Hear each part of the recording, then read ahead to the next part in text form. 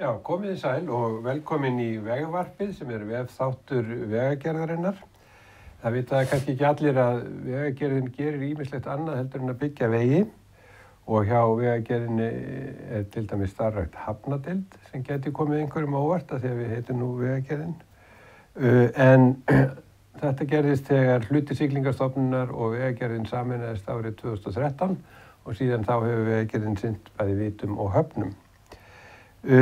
Og til þess að ræða svona aðeins hvað hafnadeild Vegagerðarinnar gerir eru þeir komnir hingað Fannar Gíslason sem forstöðumaður hafnadeildar og Kjartan Elíasson sem verkfræðingur á hafnadeildinni.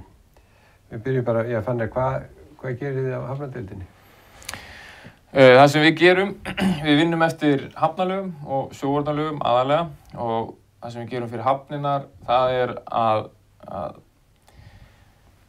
að við undirbúum verkefni fyrir samgönguáætlun og svo í framhaldinu þá röðum við inn á samgönguáætlun og svo vinnum við með höfnunum að verkefninu þangað til að frá hugmyndastigi og þangað til að framkvæmdin komin á veruleika. En það ekki Vegagerðin sem að byggja hafnir? Nei. Okkar hlutverk að styrkja ríkisframkvæmdina og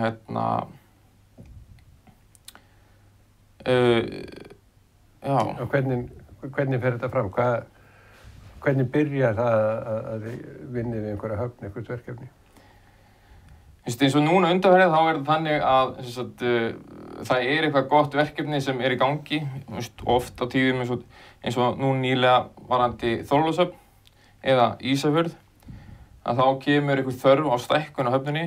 Við gerum útfærslu á henni hvernig hún unnin og hvernig best að stilla hafnagörðunum þannig að fáum skiparhingurinn lag og slíkt og hvaða viðlegukantur þarf að vera stór, djúprist og slíkt og svo fer það verkefni inn á samgönguáætlun og í framhaldi að þá vinnum við með höfnunum sem verkkaupi að því að koma verkefni á kopp. Þetta þá að frumkvæði hafnanna út landið? Já. Hafnirnar sækja framkvæmdi í framhaldinu að við sem búin að rannsaka það og þá fer verklega framkvæmdir í gang. Og við notum verkfræðistofur oft á tíðum í undirbúningin í gerð útboðsgagna og slíkt og með daglegt eftirlit. En Kjartan, hvað gerir þú?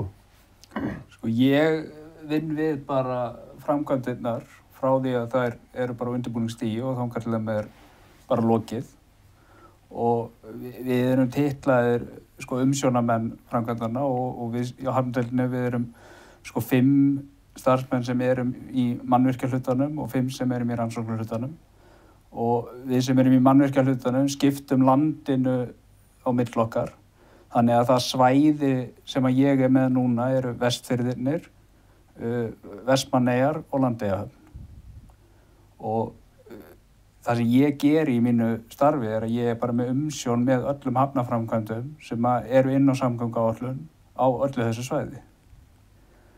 Og þetta eru þá eins og þessi margar hafnir eins og þetta ef maður tekur Vestfirðina þá þetta Vesturbyggð sem Brjánslækjarhöfn, Patreksfjörður og Bíldudalur, síðan Tálknafjörður og síðan eru hafnir Ísafjarðar sem Ísafjarðarhöfn, Þingeyri, Suðureyri og Flateyri, Bolungarvík, Súðavík sem ekki hluti af höfnum Ísafjarðar, það Bolungarvík, Puntur, Súðavík, Puntur og Hólmavík. Og síðan ég með umsjón þá með Vestmannaeyjum og umsjón með Dýfkun í Landeyjahöfn. Einmitt. En við erum með Guðmund Magnús Kristjánsson sem hafnarstjóri Ísafjarðarhafnar í fjarfundi. Þannig að við getum kannski nú spurt hann svona. Já, góðan daginn. Góðan daginn og velkomin í þáttinn. Takk fyrir. Hvernig þetta samstarf hafnarinnar og Vegagerðarinnar frá þínu sjónarhorni? Já, það eins og Fannar kom inn á að við byrjum á því að lýsa einhverju verkefnum og sækja á samgönguáætlun ríkisins og eigum svona gott samtal með Fannar og félögum í aðdraganda þessum að verkefnin fæðast og þá eru þau unnin alveg frá grunni, sem sagt á, ég kalla hann alltaf hafnarmálasvið vegagerðarinnar, ég veit ekki hvað raunverulega rétta nafnið en mér finnst það bara fínt og þá vinnum við bara með sérfræðingum vegagerðarinnar að því að stilla upp okkar hugmynd og þeir eru duglegir að segja okkur hvað er viti og hvað er ekkert viti að gera og við förum alltaf eftir því og við höfum bara í gegnum tíðina átt bara mjög gott samstarf með þeim sem þar stjórna og við erum núna í mjög stóru verki sem að fór vel að stað, var vel undirbúið og er á fullu núna og við erum svona, sjáum reyndar ekki fyrir endan á því en hafi gengið mjög vel stækkun og lenging á Sundabakka hérna á Ísafirði. Næsta ári erum við með endurbyggingu á Þingeyri og svo erum við með í undirbúningi nýframkvæmdir á Suðureyri en það er nú bara á má segja frumstigi og eigum eftir að taka þá vinnu lengra þannig að þannig svona er þetta gagnvart okkur og svo erum við nýfarnir á stað með forkönnun á að endurnýja ekki að fá dráttabát samhliða því að fara að taka stór skip upp að bryggju og Sundabakka og konum með yfir 100.000 tonna skemmtiferðaskip að þá eru við vanbúnir að því leitinu til núna að hafa tiltækan dráttabát sem getur skorist í leik sko þegar slík athöfn fer fram að skip kemur og skip fer. Litli báturinn okkar, hann sem nú búinn að þjóna okkur vel núna í 15 ár, hefur verið mjög góður en hann var svona hann bara til þess ætlaður að geta aðstoða svona lítil og kannski svona minni skip. En þegar við erum konið með hérna inn í Sundin og Ísafirði kannski 100.000 tonn pluss mínus 100.000 tonna skemmtiferðaskip eins og áætlanir hjá okkur gerir ráð fyrir frá og með næsta ári að þá erum við náttúrulega til að tryggja allt öryggi að fara undirbúa það að fá okkur alvöru bát sem getur sinnt svona okkar, til að geta sinnt okkar þjónustu. Einmitt, en að þú ert þegar farin að rekna með því að landi farið að rísa í ferðamennskunni á næsta ári. Já, og við sjáum það að það er bara bullandi risaði nú þegar fyrir þetta ár og við erum með bókuð til hafnar hjá okkur í sumar ykkur 160, ég held að komið 163 skip og við erum ekki farið til að sjá neinar afbókanir af því þannig og þær fréttir sem eru utan úr heimi eru þær að skipafélögin eru bara að fara á blússandi siglingu og þetta er okkar svona, ef maður segja, einstaka stærsta tekjulind og gerur okkur það kleift að geta farið í þessa framkvæmdir. Það er hafnarrekstur í Ísafirði hefur gengið mjög vel, hafnarsjóður stendur sterkur og sem er grunnurinn að því að geta farið í nýbyggingar og fjárfest og ég held að það sé bara bjart framundan í því. Ég ætlaði að spyrja, hvernig er þá fjármögnunin háttað? Hver borgar þessar framkvæmdir? Það er bara þannig að í nýframkvæmdum og hafnabótasjóð að þá borgar hafnabótasjóður 60% af kostnaði og höfnin borgar 40%. Þannig að Guðmundur Magnús hann þarf að borga 40% af lengingu Sundabakkans. Já. Og áður en verkefni fyrir inn á samgönguáætlun þá þarf hann að tryggja fjármögnun og verkefni þarf að vera arðbært. Þannig að fái brautargengi inn á samgönguáætlun. Þannig að það er búið að gaman að horfa að margar hafnir hafa bætt fjárhæðin töluvert eins og Ísafjörður og svona það sem eru fá stór skemmtiferðaskip og einnig líka hjá þær hafnir sem eru með laxeldi eins og sunnaður Vestfirðir og Austfirðir, að hafnarsjóðirnir þar eru orðnir mjög sterkir og geta farið í endurbyggingu á mannvirkinu sem ekki var hægt áður. Bara eins og ég byrjaði í þessu fyrir 10 árum, þá hélt maður að flestu öllu verkin yrði endurbygging að einhverju tegund. En í dag erum við bara í mörgum svona skemmtilegum nýjum framkvæmdum að því við þurfum stöðugt að vera vakandi fyrir breytingum í samfélaginu. Breytingin að byrja þarna og svo fyrir vegakerfið og aðlaga sér á því. Þannig að... En Guðni Magnús, hvað eru mikla breytingar hjá ykkur? Já, það er náttúrulega þetta með að breyta allri aðstöðu í okkur, þessi lenging, Sundabakka, dýpkun, þetta er mikið. Og samhliða því að við erum að dýpka við nýjan Sundabakka, þá kemur rúmlega 500.000 rúmmetra af efni af hafsbotni sem að fer í að búa til land á Ísafirði. Undirlendi á Ísafirðar, eyrinni á Ísafirði er undirlendi mjög takmörku gæði, þannig að auka gæði íbúana með að stækka eyrina og það er nú þegar mikil eftirspurn eftir lóðum á Suðurtanga í kringum þetta nýja hafnarsvæði, þannig að þetta er innspýting í bara allan infrastruktúr á Ísafirði að byggja hér á hafnarsvæðinu. Ég held bara megi segja að núna allar lóðir séu á þessu nýja landi séu farnar og eru þar stærstir hraðfrystihúsið Gunnvera búin að fá lóð undir alla sína starfsemi á 19-20.000 fermetra lóð, Arctic Fish er með 18.000 fermetra lóð, Hampiðan er langt komin með að byggja við nýja hafnakantinn, þó svo hafnakantur sé ekki tilbúin, og vestirski verktakar hafa verið að byggja hér og er að byggja hér 2 hús svona undir hinni ýmsu fyrirtæki og það er bara mikil bjartsýni og bjart framundan á mínum mati. Gott að heyra allt að gerast, en hvað Hafnabótasjóðurinn fyrir allt landi, hvað er hann að velta og hvað kostar svona verkefni til dæmis? Þetta verkefni er rúmlega milljarður í heildina og það er skipt upp í pöntun á stálþili, rekstur á stálþili, uppsetning á þyppu, dýpkun og þykja. Þetta tekur 3-4 ár í heildina. Þetta eru 5 útboð sem eru gerð, en í heildinni í landinu er verið að framkvæma fyrir 3 milljarða í hafnagerð og ríkisframlagi er 1,5 milljarður, cirka. En þetta eru bara ríkisframlagið, þannig að það eru hafnir eins og Faxaflóahafnir og Fjarðabyggðahafnir sem eru alveg sér og þeir fá ekki ríkisframlag.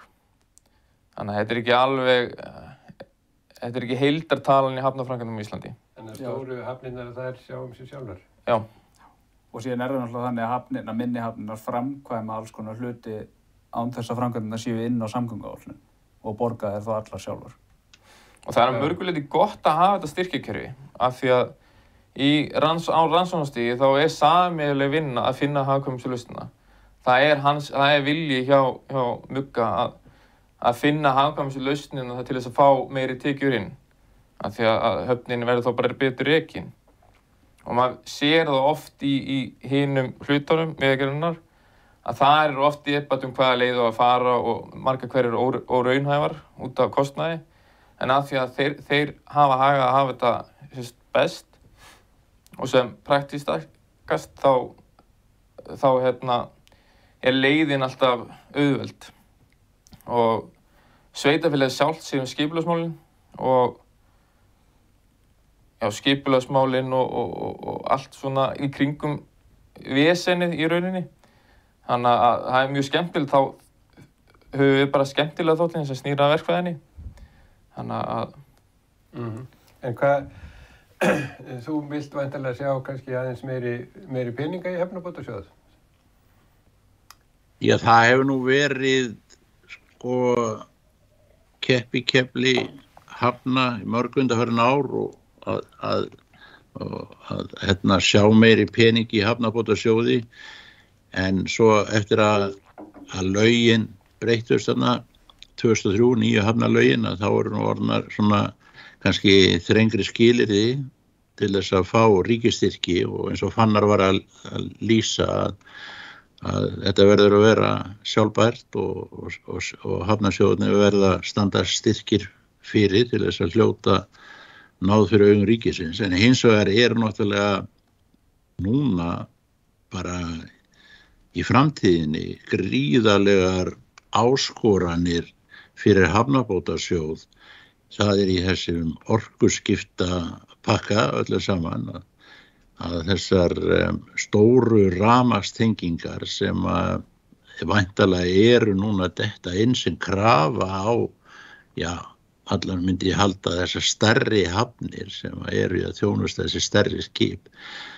Það þetta gríðarlega afl sem afl miklu rafmagnsstrengir og búnaður því tengd sem að koma og þó að hafnarsjóðir standi nokkuð vel svona heilt yfir sem að allavega því snúa þá alveg ljóst að það verður að framkvæmir engin stórt í því án aðkomi ríkisins. Þannig að það svona ný hugsun sem að við verðum að fara að spá í og ég alveg vissum það að ríkisvaldið er að undirbúa sig í það og hafa lýst því yfir að sjá meiri græna orku á landinu og notkun á henni. Þannig að við erum bjartsýnir á að það verði svona í nánustu framtíð mjög stór þáttur í úthlutunum úr hafnabótasjóði. Það að aðstoða þessar hafnir við stóru raftengingarnar. Já, það stórt og mikið framtíðarverkefni, en ég ætla að fara að spyrja þá aðeins Landeyjahöfn. Þannig að ég var að þakka þér bara fyrir þáttökuna og gaman að heyri þig frá Ísafirði. Já, takk fyrir að bjóða mér að vera með, gaman að þessu og upplýsandi. Að því þessu sögðu varðandi orkuskiptin, þá Súðavík, það að fara að koma kalkþörungaverksmiðja Súðavík, við erum að fara að kemur styrkur frá ríkinu, frá hafnabótasjóð og verksmiðjan, það fyrir sig að hún verður rekin á gasi fyrstu árin af því það ekki rafmagnstenging og það bara raunveruleikinn sem við vinnum í dag og raforkulögin gera það einnig kleift að það ekki hægt að fara í að tengja skemmtiferðaskipa því það allt og dýrt og hafnalögin banna það. Það bara, það staðreynd. Af hverju það bannað? Af því það ekki sjálfbært. Það ber sig aldrei. Þú ert að fjárfesta í infrastruktúr til að tengja skemmtiferðaskip við rafmagn sem stoppaði bryggjuna í 10 klukkutíma og sko það bara, og þú nærð að selja þeim eitthvað rafmagn með þeir við bryggjuna en sko fjárfestingin startkostnaðurinn hleypur á 100 milljóna. Þannig þú nærði aldrei upp í fjárfestingunum. Já, en við höfum hins vegar verið, sko, þú nærði upp í fjárfestingun á stöðum eins og til dæmis, við höfum verið að skoða með brunnbátana fyrir laxeldið sem að dæla laxi upp úr kvíum og inn í sláturhús, að tengja þá við rafmagn þegar dæla upp úr sér við bryggju. Það sem við með sama bátinn sem kannski að vinna við bryggjuna kannski 8 klukkutíma á dag eða eitthvað svoleiðis, sko. Þannig að það eru raunhæfari möguleikar í þessum rafmagnstengingum og höfnum þegar þú ert með flota sem að vinna við bryggjuna allan ársins hring. Þannig að það samt ekkert einfalt í þessu. En ég ætla aðeins að spyrja ykkur Landeyjahöfn því að það eina höfnin sem Vegagerðin rekur og ríkið á. Og hvað segið Landeyjahöfn? Það líka grænasta höfn landsins, ef horftur á það. Því að Herjólfur tengist 2,5 megavöttum held ég. Bæði í Landeyjum og Vestmannaeyjum.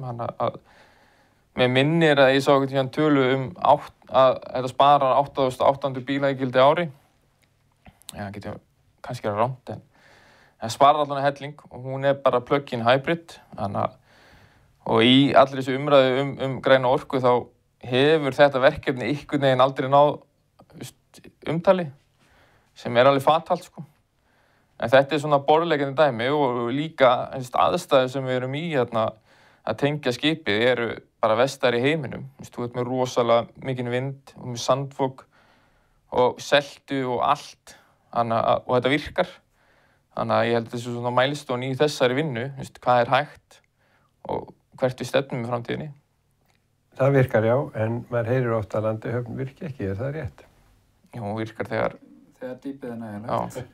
Já. Og öldufar gott. Og öldufar gott. En það er bara þannig að nú erum við búin að, hún er opnuð 2010 og fyrstu 9 árin þá er siglt á Herjólfi 3 eða gamla Herjólfi sem að var aldrei hugsaður sem upphaflega verkefnið þegar farið á stað í höfn er að byggja höfn og skip og skipið kom 9 árum seinna og það er náttúrulega hannað grunnristara og með meiri stjórnhæfni og skipið er bara hannað til þess að sigla inn í Landeyjahöfn en það breytir því ekki að við erum ennþá að missa dýpið niður yfir háveturinn og náttúrulega yfir háveturinn líka þá er við svona þó að það sé mun flóknari að ákveða nákvæmlega í hvaða ölduhæð og svo framvegis Herjólfur getur siglt en það er svona þumalputta regla, hann siglir ekki ef aldan fyrir yfir 3 metra og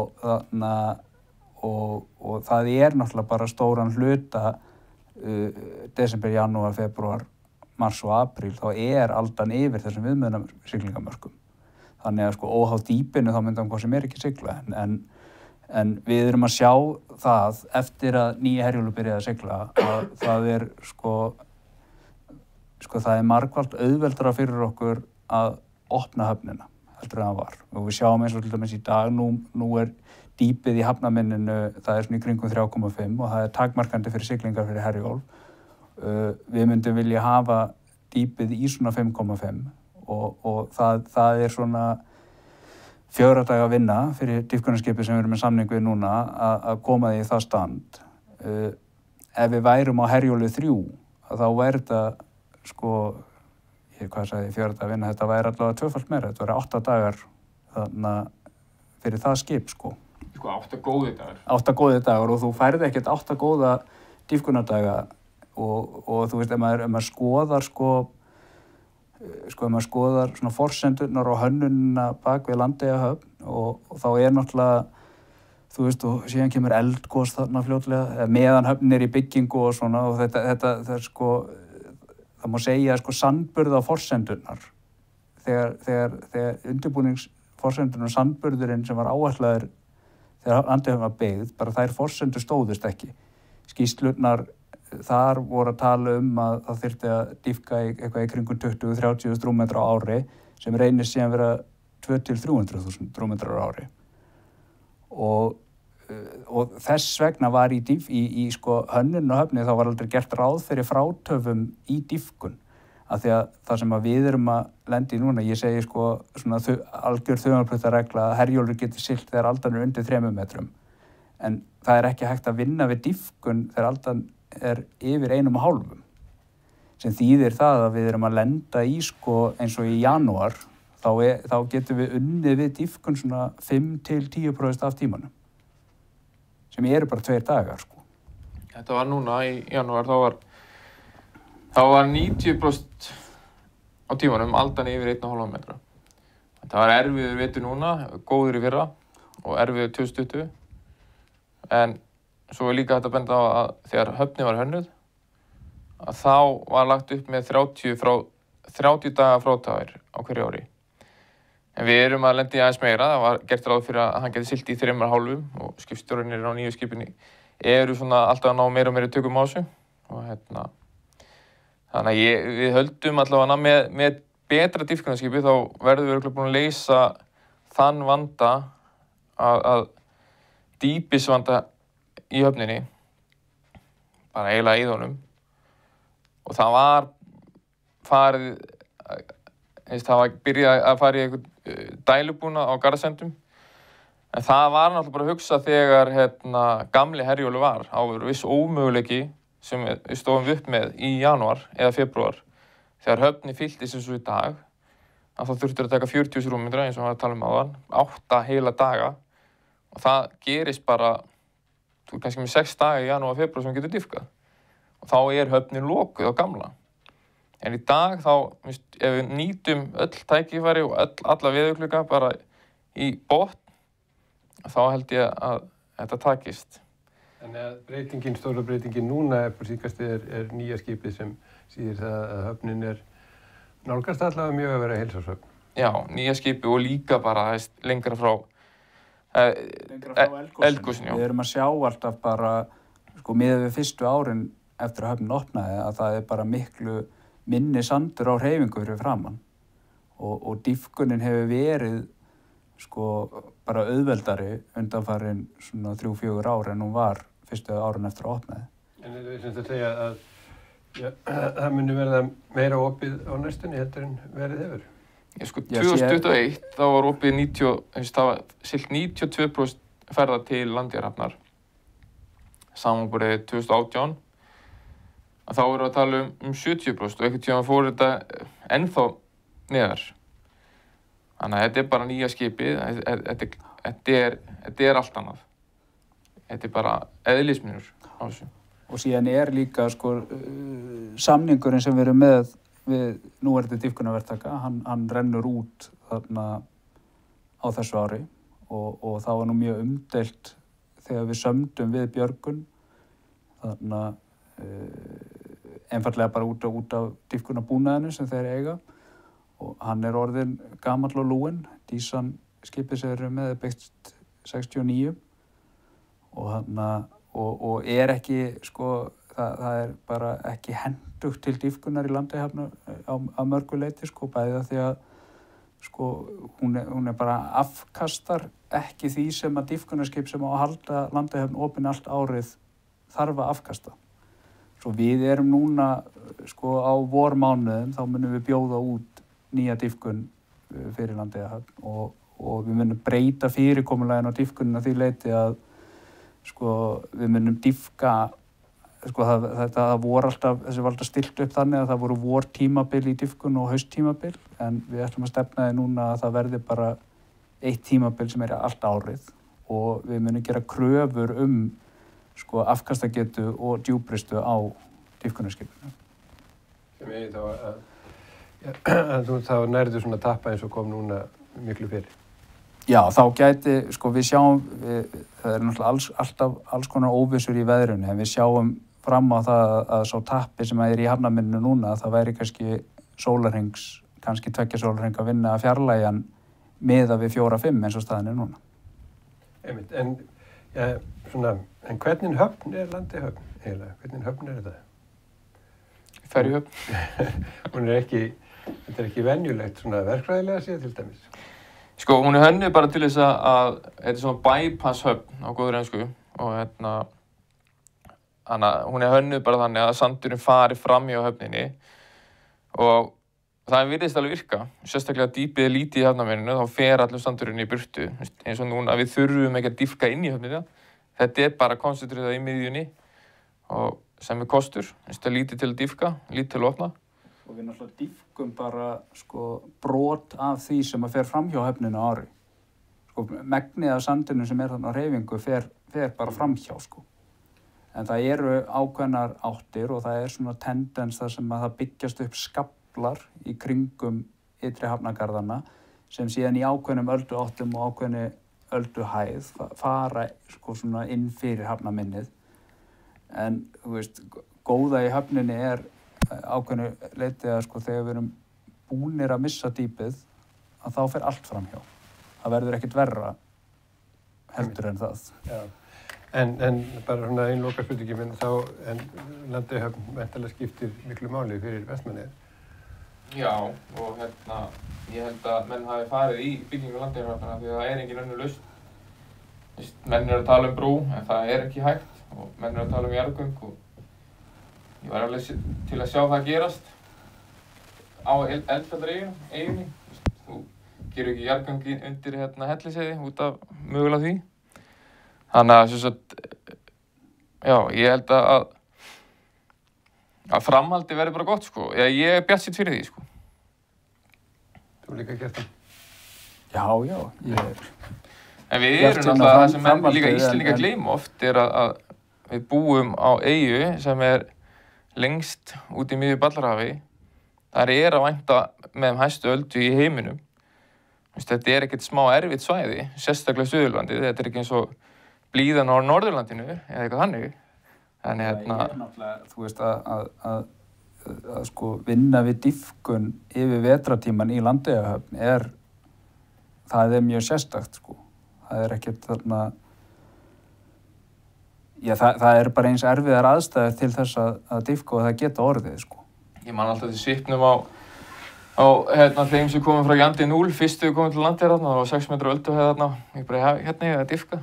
Já, maður sá svona ómöguleikan, alveg uppmálaðan. En þetta bara jafna sem við þurfum að vinna með. Þetta bara eitthvað sem við þurfum að vinna með og ég held að við bara ljúkum þessu með þeim orðum og þakka ykkur sem hafi verið að horfa og hlýða okkur og vona að þið hafi fræðst eitthvað. Takk fyrir.